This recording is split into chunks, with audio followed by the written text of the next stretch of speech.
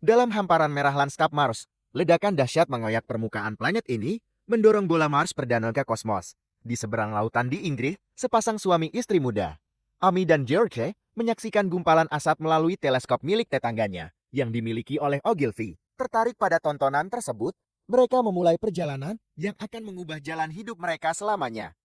Saat benda langit itu meninggalkan Mars dan melanjutkan perjalanan antar bintang, Amy dan George kembali ke rumah mereka, terbebani oleh keterasingan tetangga mereka.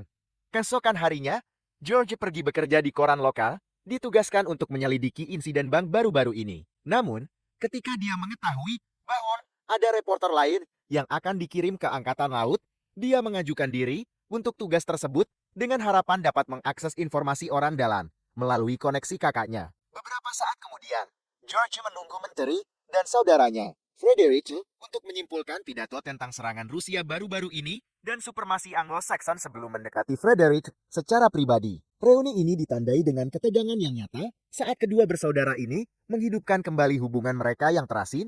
George merindukan Frederick untuk mengunjungi rumah mereka dan memberikan Amy kesempatan untuk berdamai.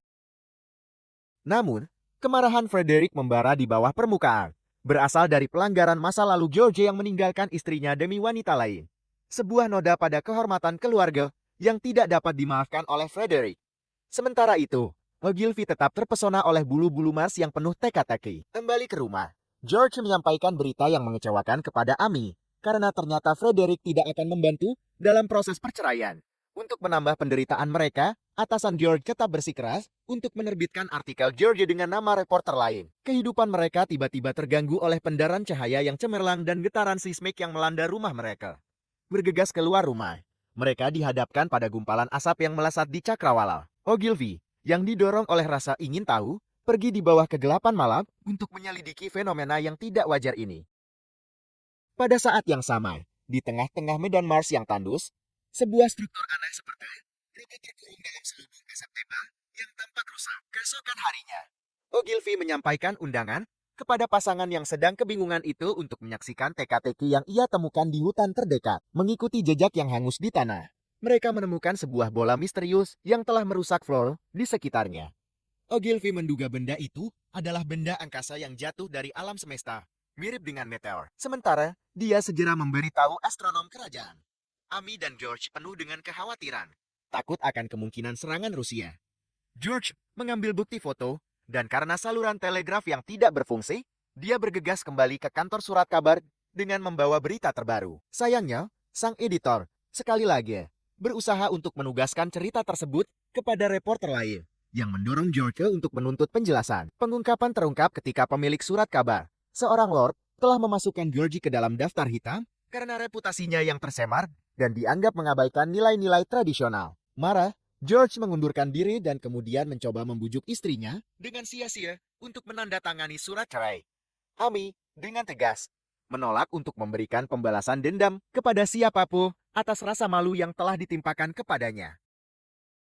Sementara itu, semakin banyak orang yang berkumpul di lokasi penggalian, di mana Ogilvy secara tidak sengaja memicu peristiwa seismik saat menyentuh bola dengan sekopnya.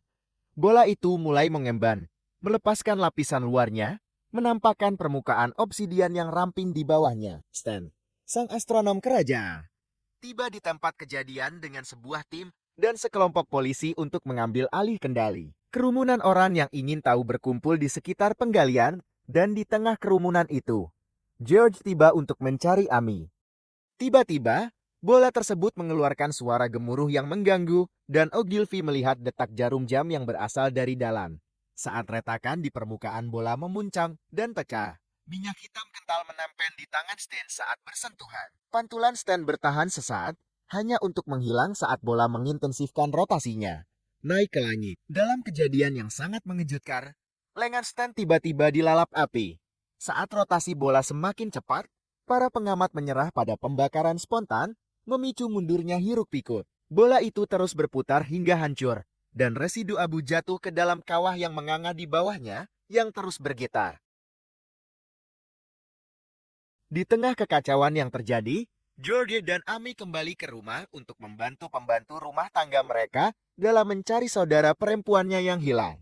Saat mereka keluar rumah, Mereka menjadi saksi bola kedua yang jatuh dari langit dan menabrak danau di dekatnya. Sementara itu, di medan yang mirip Mars, seorang dewasa dan seorang anak melintasi bentangan Jersan yang dihiasi dengan kristal-kristal yang penuh teka-teki dan akhirnya tiba di reruntuhan sebuah kota untuk mencari tempat perlindungan. Keesokan harinya, George menelusuri kembali langkahnya ke hutan, hanya untuk menemukan bahwa unit artileri telah mengepung daerah tersebut, mengklasifikasikan insiden itu sebagai kebakaran hutan belaka. Sementara itu, Jen mengunjungi kediaman Ogilvy, di mana ia menemukan caca foto-foto Mars yang tampaknya memperkuat sifat luar angkasa dari bola tersebut. Di dalam hutan, kawah mengalami transformasi yang meresahkan, seolah-olah menyingkap rahasia yang tersembunyi. Pada saat yang sama, di kantor surat kabar, Frederick mencari keberadaan Georgie dan mengetahui pengunduran dirinya. Saat memeriksa meja kerja Georgie, ia menemukan sebuah foto masa kecil yang menimbulkan rasa penyesalan karena telah meninggalkan saudaranya pada saat dibutuhkan. Editor menjelaskan kedekatan lokasi ledakan dengan tempat tinggal Georgie di jantung kota. Georgie dan Amy bertemu kembali untuk membahas prospek masa depan mereka, tetapi pertemuan mereka dipecah oleh suara yang menakutkan. Tentara tiba-tiba berkumpul di jalanan, mendesak penduduk untuk melarikan diri, tetapi upaya mereka terbukti sia-sia karena ledakan mengguncang kota. Di tengah-tengah bangunan yang runtuh, Georgie dan Amy bergegas kembali ke rumah untuk menyelamatkan pembantu rumah tangga mereka, hanya untuk menyaksikan kematiannya yang tragis saat sebuah tembok runtuh menimpanya. Pada saat yang sama, seekor kuda yang ketakutan dan bandel berlari kencang di jalanan, memaksa George untuk menangkapnya saat mereka mencari perlindungan. Namun, pelarian mereka terhalang ketika mereka mendengar tangisan sedih anjing mereka. George bergegas untuk menyelamatkan anjing yang setia itu ketika makhluk asing yang sangat besar, yang dikenal sebagai tripod, muncul di atas kepala mereka. Cahaya biru yang bersinar menerangi asalnya kawar yang tersembunyi di bawah permukaan kota. Kedatangan tripod yang dahsyat menyebabkan puing-puing menghalangi jalan mereka dan secara paksa memisahkan pasangan ini. George memohon kepada Amy untuk melarikan diri dan mencari bantuan Frederick. Dengan berlinang air mata, dia pergi dengan menunggang kuda saat ledakan bergema di seluruh kota yang terkepung. Beberapa jam kemudian, kota itu menjadi reruntuhan.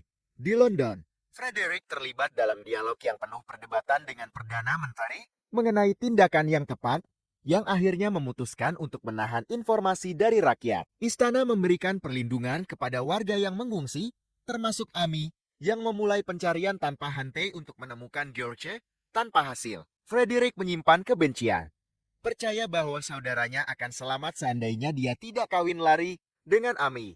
Tetapi dia bungkam ketika Amy menceritakan tentang kehamilannya. Sementara itu, di daerah terpencil di Mar, terungkap bahwa Amy dan putranya, George Junior, melintasi London pasca kiamat. Amy meneliti prasasti misterius yang ditinggalkan oleh para penyintas namun gagal menemukan nama yang ia cari.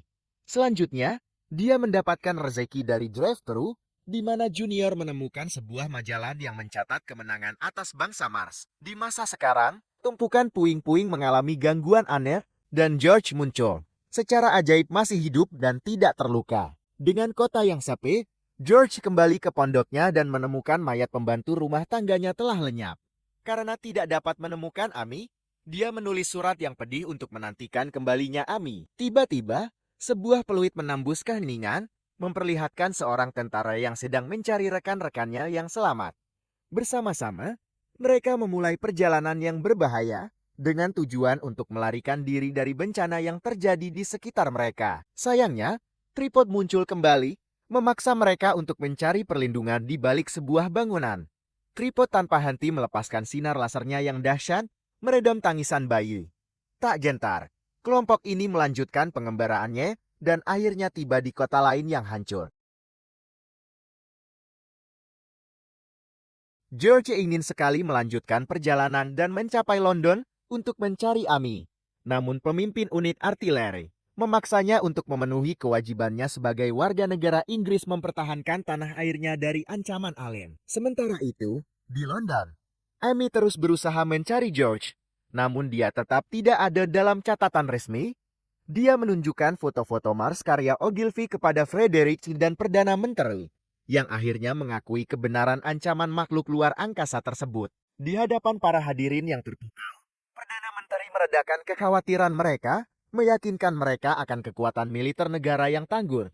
Di masa depan, Junior terus membaca dengan teliti majalahnya, menemukan bahwa persenjataan konvensional terbukti tidak efektif melawan penjajah asing. Kembali ke masa sekarang, unit artileri menemukan bola kedua di hutan dan memilih untuk melancarkan serangan. Menepis kekhawatiran George, saat bola tersebut memulai rotasi misteriusnya, unit ini menghujani bola tersebut dengan tembakan meriam tanpa henti yang pada akhirnya menyebabkan kehancurannya. Namun, kemenangan mereka hanya berumur pendek karena tripod yang tak terkalahkan muncul, mengabaikan permintaan sang jenderal dan tanpa pandang bulu memusnahkan para prajurit. George secara ajaib berhasil lolos, tetapi dia berhenti sejenak untuk menyaksikan kedatangan tripod tambahan. Di seluruh dunia, ribuan bola terus turun menuju bumi. Di masa depan, Amy bekerja keras untuk memberi makan sekelompok pengungsi, mencuri sekalang kacang untuk dirinya sendiri. Namun, tindakannya terbongkar dan dia menghadapi konsekuensi yang mengerikan dari pelanggarannya. Kembali ke masa sekarang, London diselimuti kegelapan pekat, menandakan kedatangan tripod. Kepanikan pun terjadi saat tripod melepaskan gas hitam dan berbahaya yang melanda kota, mengakibatkan kehancuran yang meluas. Amy, Fredericton, dan Perdana Menteri mencari perlindungan di sebuah terowongan. Namun sang menteri tewas akibat gas beracun yang menyusup ke lorong melalui ventilasi. Dengan kematian Perdana Menteri, Frederick dan Amy terus maju melalui terowongan, muncul di sebuah jembatan yang penuh dengan pelarian yang putus asa. Meskipun demikian, sebuah wahyu gelap muncul saat gas mematikan tripod menyusup ke dalam terowongan. Dengan panik dan bingung, kelompok ini berlari ke depan, putus asa untuk melarikan diri dari asap berbahaya dan bahaya yang akan datang. Di luar kota, George sampai di jalan, terkejut dengan pemandangan kehancuran London. Dia bertemu dengan Elphinstone yang memberitahunya bahwa ada banyak orang yang melarikan diri menuju pantai. Didorong oleh kata-katanya, George memutuskan untuk mencari Amy di sana. Di masa depan, Amy menerima kunjungan tak terduga dari seorang pastor yang menyoroti status uniknya sebagai satu-satunya pembawa anak yang masih hidup, sebuah kejadian ajaib. Pendeta tersebut mengungkapkan bahwa seorang korban selamat telah menanyakan tentang dirinya, mendorongnya untuk menghadapi kemungkinan yang tidak menyenangkan bahwa orang yang dicintainya masih hidup. Dengan surat George di tangan, Amy mengunjungi kembali masa lalu, menghidupkan kembali kenangan mereka. Di masa sekarang, George membantu para penyintas yang sakit di sepanjang jalan, hingga akhirnya mencapai pantai di tengah hiruk-pikuk perebutan keselamatan. Frederick mencari informasi terbaru dari seorang tentara dan mengetahui bahwa pemerintah telah memusnahkan mereka. Tak berdaya melawan tripod yang gigih, tentara bergulat dengan kesia-siaan senjata mereka. Tekad Amy untuk menemukan George berbenturan dengan desakan Frederica untuk memprioritaskan keselamatan bayinya yang berujung pada kepergiannya dengan sekoci. Dalam sebuah momen yang menyayat hati, George tiba di pantai tepat saat sekoci itu berangkat dan dengan putus asa memanggil Amy. Amy mendengar suaranya dan, tanpa ragu-ragu, terjun ke dalam air untuk bertemu kembali dengannya. Tiba-tiba, sebuah ledakan kolosal bergema di udara saat tripod turun ke pantai. Di tengah kekacauan, banyak sekoci yang hancur, dan para penghuninya menemui kuburan berair. Kelompok tersebut, yang kini telah bersatu kembali, melarikan diri dari pantai, melarikan diri dari serangan tripod yang tak henti-hentinya. Di masa depan, Amy bertemu dengan Ogilvy yang telah menghilang karena sakit, namun kemudian bergabung dengan upaya pemerintah untuk memerangi ancaman alien. Ketika persediaan berkurang, Ogilvy kembali ke kelompok mereka. Amy dan Ogilvy mengartikulasikan teori mereka sebuah pengungkapan yang luas tentang penjajah alien. Mereka menduga bahwa alien menggunakan gas hitam untuk memusnahkan bumi, mengubahnya menjadi Mars baru. Bukti-bukti berlimpah, lanskap merah tun, ketiadaan bayi yang baru lahir, dan pecahan-pecahan misterius yang berserakan di tanah. Amy merenungkan peran tentara dalam mengusir penjajah dan menunjukkan penyakit yang meluas yang menimpa penduduk selama konflik. Ogilvy mengumpulkan sampel dan memulai penelitian ilmiah sambil berbincang dengan Amy. Dia curhat kepadanya, menceritakan pelariannya dari masa lalu yang berbahaya. Di masa sekarang, George dan Frederick bergulat dengan tindakan mereka. Frederick menganjurkan untuk membuat alat pembakar improvisasi dari minyak lampu untuk memerangi ancaman alien. Sementara George menganggap invasi sebagai pembalasan atas dominasi sejarah Inggris. Perselisihan mereka yang berapi-api diredam oleh Amy yang memohon agar mereka memprioritaskan untuk melarikan diri. Saat mereka dengan susah payah berjalan menuju pintu keluar, mereka melihat sekilas Alim yang sedang sakit melintasi jalan. Pertemuan itu diwarnai dengan ironi yang suram, karena penyakit Alin tersebut merupakan konsekuensi langsung dari memakan daging manusia, khususnya daging orang yang menderita. Amy melihat sebuah wahyu yang mengerikan. Konsumsi daging manusia yang sakitlah yang terbukti mematikan bagi Alin. Jam demi jam berlalu, membuat mereka tidak memiliki kesempatan untuk pergi karena makhluk itu terus berjaga-jaga di luar. Kesehatan Georgie yang memperburuk ketidakstabilan mentalnya, dan dia mengambil keputusan yang menyedihkan. Menyadari kondisinya yang semakin parah, dia memilih untuk mengorbankan dirinya sendiri, mengizinkan Amy dan bayinya untuk melarikan diri. Meskipun Amy berusaha mencegahnya, George mengucapkan selamat tinggal terakhir dengan ciuman sebelum pergi keluar.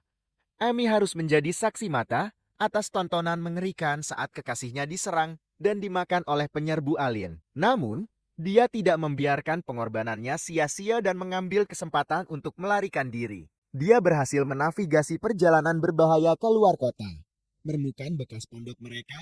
Dalam prosesnya, di dalam rumah itu, dia menemukan surat yang ditulis George, sebuah pengingat yang pedih akan cinta dan pengorbanan mereka. Masa depan, Amy dan Ogilvy berbagi teori terobosan mereka dengan seorang pendeta yang awalnya menolak usulan mereka untuk bereksperimen pada orang sakit tanpa ada pilihan lain. Amy menyetujui pengambilan darah Ogilvy dari Junior yang memungkinkan terciptanya serum. Ogilvy memulai eksperimen menyebarkan serum ke seluruh negeri. Kemajuan muncul saat kristal misterius hancur di bawah pengaruh serum, didorong oleh perkembangan ini. Amy dan Ogilvy membujuk pendeta untuk menanam benih yang tersisa. Beberapa minggu kemudian, saat matahari akhirnya menyinari bumi dengan cahayanya sekali lagi, Amy siap menyambut fajar era baru.